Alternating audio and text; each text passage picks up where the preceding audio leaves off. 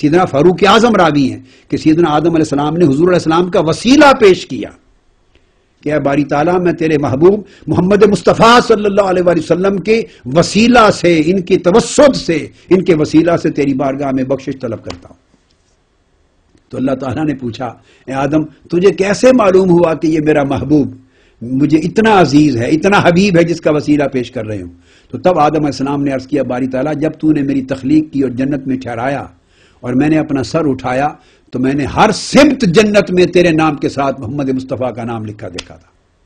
ہر طرف لا الہ الا اللہ محمد رسول اللہ۔ جب ان کے نام کو تیرے نام سے ہر جگہ متصل لکھا ہوا پایا میں سمجھ گیا کہ یہ کوئی نبی آخر الزمان ہیں جو اللہ کے محبوب ترین میں ہیں، تو میں نے اسی لیے ان کے نام کا وسیلہ دیا۔ تو اللہ رب العزت نے معافی عطا فرما دی۔ امام مالک نے اس کو کوٹ کیا، قاضی ایاز نے اس کو روایت کیا جو جلیل القدر محدث بھی ہیں اور اصول حدیث کے امام بھی ہیں اور شارح بھی ہیں، سب سے بڑے شارحین، اور بعد میں خواہ امام نووی ہوں وہ قاضی ایاز کو کوٹ کرتے ہیں۔ آپ اٹھائیے امام نووی کو حجت ماننے والے یہ جان لیں کہ امام نووی کی شرح، صحیح مسلم کی شرح کو اٹھائیں، جگہ جگہ قاضی ایاز کو حجت کوٹ کریں گے۔ امام ابن حجر اسقلانی فتح الباری میں، صحیح بخاری کی شرح میں، ان کو حجت ماننے والے علماء ہیں، وہ جان لیں کہ ہر دوسرے صفحے پر وہ ملے گا کہ جب وہ کوئی حوالہ دیتے ہیں تو بطور حجت قاضی ایاز کو کوٹ کرتے ہیں۔ امام قسطلانی جہاں کوٹ کرتے ہیں کوئی حوالہ امام قاضی ایاز کو کوٹ کرتے ہیں، علامہ عینی جب بیان کرتے ہیں قاضی ایاز کو کوٹ کرتے ہیں۔ الغرض جتنے ائمہ حدیث اور ائمہ تفسیر ہوئے، امام قرطبی جب بیان کرتے ہیں، جتنے ائمہ ہوئے، حافظ ابن کثیر بیان کرتے ہیں، امام جلال الدین سیوطی جب بیان کرتے ہیں، تو کوئی آپ کو ایک امام، ایک محدث اور ایک مفسر ایسا نہیں ملے گا جو بحث کرتا ہے تو حجتاً قاضی ایاز کو ایک اتھارٹی کے طور پہ کوٹ نہ کرتا ہو۔ محض یہ حضور علیہ السلام کے فضائل بیان کرنے والے کوئی عاشق رسول اور کوئی محب رسول ہی امام نہیں ہیں، بلکہ اصول حدیث میں اتھارٹی ہیں۔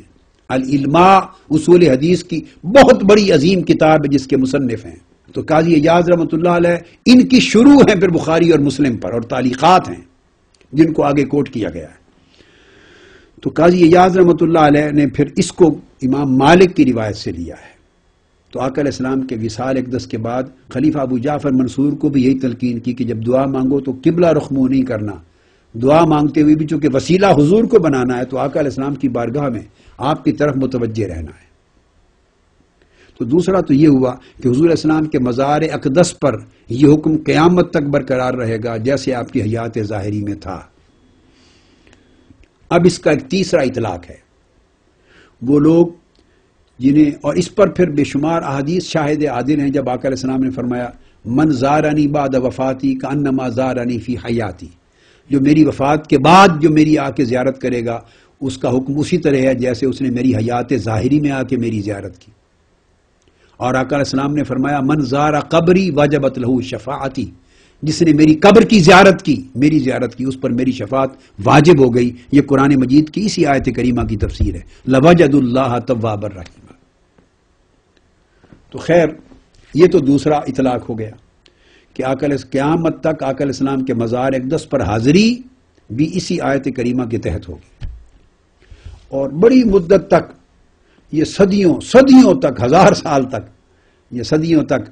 یہ آیت وَلَوْ أَنَّهُمْ إِذ ظَّلَمُوا أَنفُسَهُمْ جَاءُوكَ، آقا علیہ السلام کی جالی مبارک میں جو مواجہ شریف ہے اس کے اوپر یہ آیت کندہ ہوتی تھی۔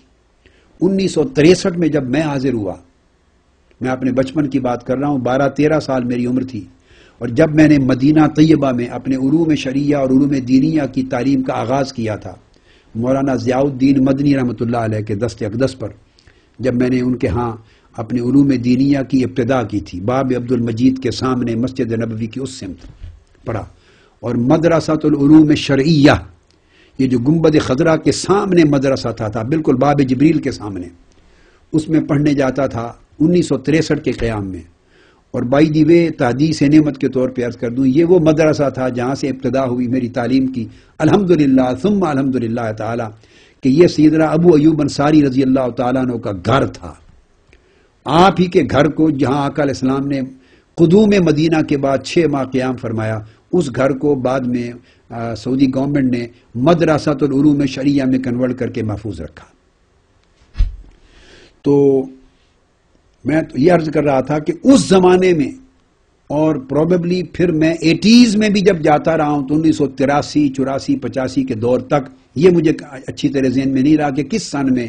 آیات تبدیل کی گئی، مگر یہ آیت کریمہ آقا علیہ السلام کے مواجہ شریف کے اوپر بڑے جلی حروف میں یہ آیت کندہ رہی۔ 1000 سال سے یہی آیت لکھی ہوئی تھی تاکہ ہر آنے والا سمجھے کہ اب وہ جو آقا علیہ السلام کے مواجہ شریف کے سامنے کھڑا ہے اسے معلوم ہو کہ وہ بارگاہ رسالت مآب میں اسی طرح حاضر ہے جس طرح صحابہ کرام حیات ظاہری میں آقا کی بارگاہ میں حاضر ہو کے حضور کا وسیلہ کرتے اور حضور سے شفاعت طلبی کرتے۔ فرق اتنا ہے کہ وہ اپنے سر کی آنکھوں سے دیکھنے کے قابل تھے، ظاہری حیات کا زمانہ تھا، اور اب آقا علیہ السلام کا جسد اقدس ہماری آنکھوں سے اوجھل ہے، قبر انور میں آرام فرما ہے، مگر حیات محمدی میں اور فیوزات محمدی میں اور توجہات محمدی میں اور تبسل محمدی میں اور شفاعت محمدی میں اور اس شفاعت کی برکات میں کوئی فرق نہیں ہے، بلکہ وَلَلْآخِرَةُ خَيْرٌ لَكَ مِنَ الْأُولَىٰ، وہ روز افزوں ہے، ہر لمحہ بڑھتا چلا جا رہا ہے۔ جیسے اللہ رب العزت وَرَفَعْنَا لَكَ ذِكْرَكَ ہر لمحہ حضور کا ذکر بلند سے بلند تر کرتا چلا جا رہا ہے، اسی طرح ہر لمحہ برزخ میں اور آخرت میں آقا علیہ السلام کی قدر و منزلت بھی لمحہ بلمحہ بلند سے بلند تر ہوتی چلی جا رہی ہے۔ جس طرح ہر لمحہ اللہ حضور علیہ السلام پر درود بھیجتا ہے، ان اللہ و ملائکتہ یصلون علی النبی، تو ہر لمحہ اللہ کے درود بھیجنے سے آقا علیہ السلام کو بارگاہ الہی میں قربت قریب سے قریب تر کرتا چلا جا رہا ہے، حضور کا درجہ بلند سے بلند تر کرتا چلا جا رہا ہے، حضور پہ اپنی برکتوں میں اضافہ در اضافہ کرتا چلا جا رہا ہے، اور حضور کا ذکر جمیل بلند سے بلند تر کرتا چلا جا رہا ہے، حضور کی شان کا تذکرہ بلند سے بلند تر کرتا چلا جا رہا ہے۔ اسی طرح آقا علیہ السلام کی بارگاہ کی جمی توجہات بھی ہر لمحہ بیش از بیش ہیں، فیوزات بھی ہر لمحہ زیادہ سے زیادہ تر ہوتی چلی جا رہی ہیں، اور اس لیے آقا علیہ السلام نے فرمایا تھا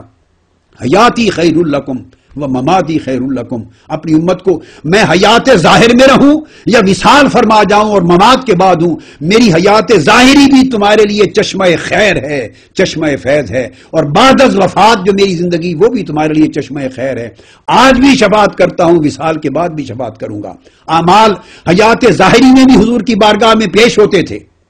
وَيَكُونَ الرَّسُولُ عَلَيْكُمْ شَهِيدًا کا حکم صرف حیات ظاہری تک نہ تھا، وہ آج بھی ہے اور قیامت کے دن تک بھی ہوگا، اور آج بھی ہمارے اعمال آقا کی بارگاہ میں پیش ہوتے ہیں، ملائکہ بھی پیش کرتے ہیں، آقا خود بھی سماعت فرماتے ہیں، خود بھی مشاہدہ فرماتے ہیں، آج بھی حضور متوجہ رہتے ہیں امت کی طرف، اور امت کے لیے فکر مند رہتے ہیں، امت کے لیے حریص رہتے ہیں، حاضر ہوں یا دور ہوں۔ آقا علیہ الصلوۃ والسلام نے فرمایا وما من مسلم فی روایت فی الشرق والغرب، مشرق میں ہو یا کوئی مغرب میں ہو، وما من مسلم یسلم علی الا رد اللہ علی روحی حتی ارد الیہ السلام، کوئی مسلمان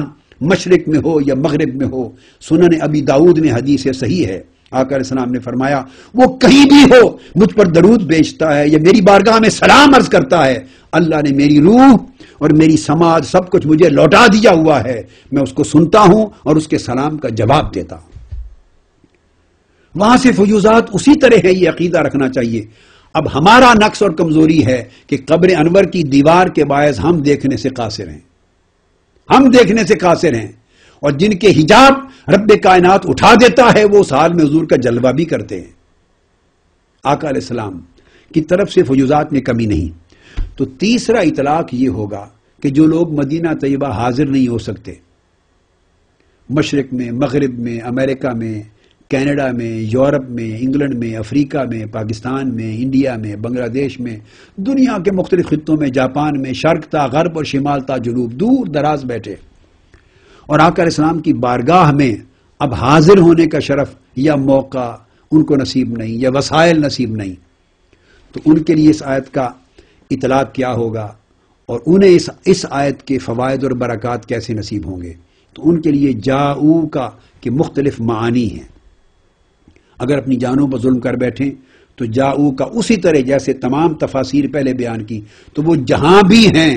وہ آقا علیہ السلام کی طرف توسلاً رجوع کر لیں۔ مقصود دراصل رجوع الی الرسول تھا، حیات ظاہری تھی تو ظاہری رجوع بھی تھا۔ اب آقا علیہ الصلوۃ والسلام کے وصال کے بعد آپ کی حیات مبارکہ کے وہ دور ہے جو برزخ میں آپ کی حیات اقدس ہے، تو اب بھی آقا علیہ السلام کی بارگاہ کی طرف رجوع ہے، ظاہری بھی ہے اور رجوع باطنی بھی ہے، رجوع باطنی بھی ہے۔ تو اب اگر دور ہیں کچھ لوگ اور انہیں